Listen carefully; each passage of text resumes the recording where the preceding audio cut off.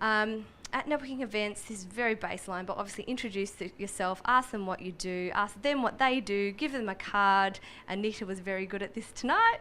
And tell them as well, hey, I'll add you on LinkedIn, and when you've done a little bit of stalking on LinkedIn about what they do, then you can then ask them for a coffee down the track.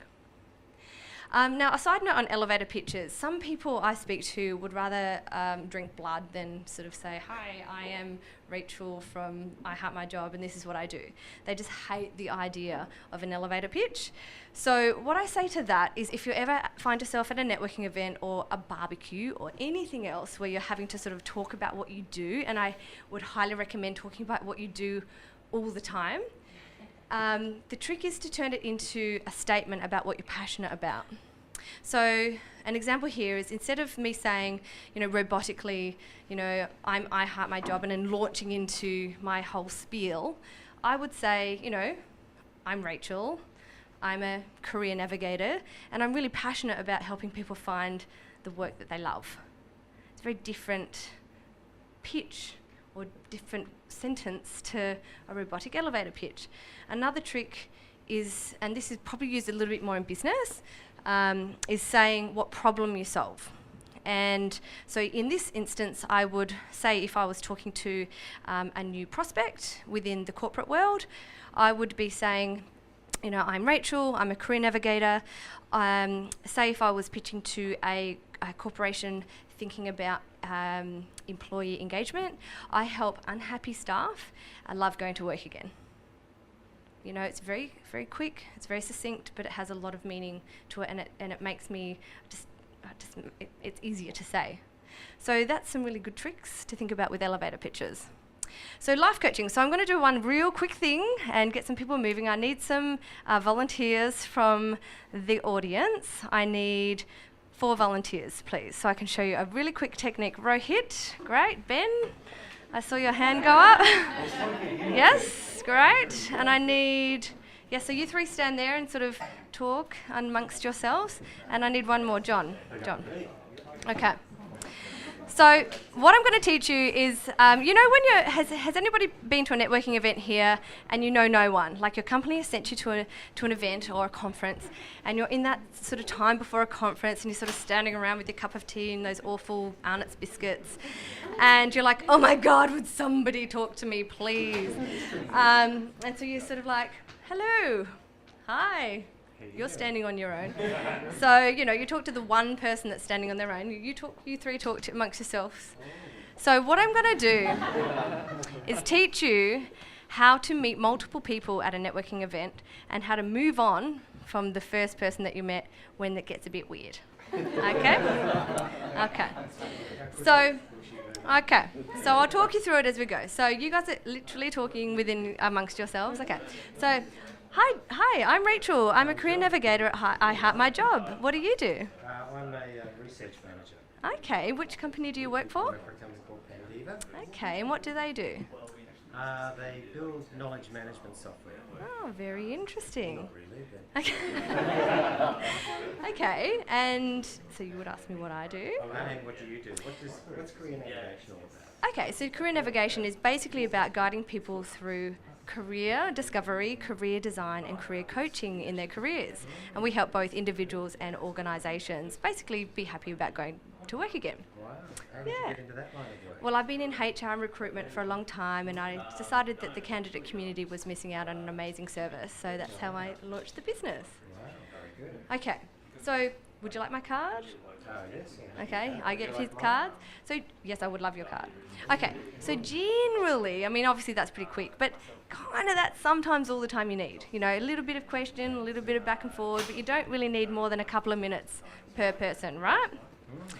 Then what normally happens is you're like, so, you like the Collingwood Football Club? No. Okay, so you sort of then go into this sort of weird zone. No, you do not look like a Collingwood supporter. So generally you go into this weird zone. Here's who you are normal. So then, instead of doing that weird fill-in conversation, what you would do, say, John, great to meet you. It's so interesting to hear about your work. I'm here to network tonight. Are you here to network tonight? Okay, so I've learnt this awesome tip at this Power of Networking event. So what we're going to do is I'm going to walk over to that group over there and I'm going to introduce you. Are you keen? Okay, so let's go over. And you walk over to the group of 3. Now this is key. They must be a group of 3, no less and no more. So hi guys, can we interrupt your conversation? So guys, this is John. John works as a research manager at Panviva. Panviva is a knowledge management software company, and he really loves his job. I've heard about Part2. Yeah, really cool software. Amazing. Australian-based organisation. I'm Rachel. I'm a career navigator. Nice to meet you. What do you do? Well, I fix software companies. Oh, hi. Incidentally. You fix software companies. And Matt, hi. What do you do? CEO of a tech startup. CEO of a tech startup. And what's the company? It's called Hux. Hux. Interesting. What does Hux do? It's a building control software system. Interesting. Internet of Things, cloud data. Interesting. It's all that zeitgeisty cool stuff. Awesome. I like it. And what do you... Hi, Rachel. Oh, Nice to meet you. You my name already. I read it on the tag. Yeah. We've gone weird already. I work as a web developer at Panviva and also teach a bit at RMIT. Oh, fantastic. Oh, great to meet you. Excellent. Okay, so now obviously it's a bit weird because we're talking in a live environment, but if we were at a networking event, what would end up happening is that would last for a few more minutes. So, and then we would be kind of in a huddle. So what has happened is I've integrated into a conversation of 3 and I've introduced my friend. So then what I would do is, they start conversations, and ultimately what happens is, Matt would be like super interested in what John has said, and Ben starts a conversation over here. So what you can then say, you say, okay, John, I'm still interested in meeting a few people. Would anybody be interested in going over to a new group? So you take one person over to another group. And so you keep doing that. You take, Rohit, would you like to come over and meet a new group? And then you do the same thing at the other group.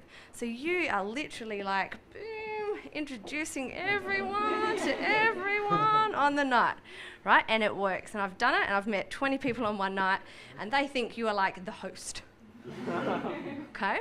And I have been offered jobs because I do this well, okay? Now what it does is it makes people, you can sit down. Thank you very much. Give a hand. Okay. Well done, guys. Well done. What that does is it makes people feel like super comfortable because people just don't know how to do that. They don't know how to move on from one person to the next without feeling rude. And the key about the power of 3 and going to a group with 3 is if I take John over to a group of 3 and say nobody wants to come with me to another group, I'm leaving a group of 4 and they can all talk together. If I do take one person away, there's still a group of 3. If I take 2 people away, there's still a group of 2. So there's lots of options. The other thing as well, if I'm interrupting 2 people, they could be really engrossed in a conversation and it's not etiquette. So 3 or 4 people is key. Any questions on that little technique? Okay, so that's the coaching for tonight. After the event, if you've got your 20 cards, which is amazing for the night, you look at all the cards and think about the categories of where those people fit in, send them notes on LinkedIn and think about catching up with them for coffees over the next couple of months. Obviously, meeting 20 people in a night is a lot of coffees in a month, so you really be strategic about how you're going to fit that in.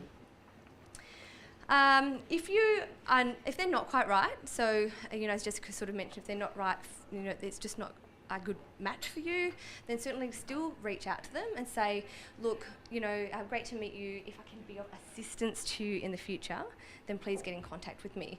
The key here is, it sounds like networking is all about what's in it for me, but ultimately it's what can we do with each other and for each other.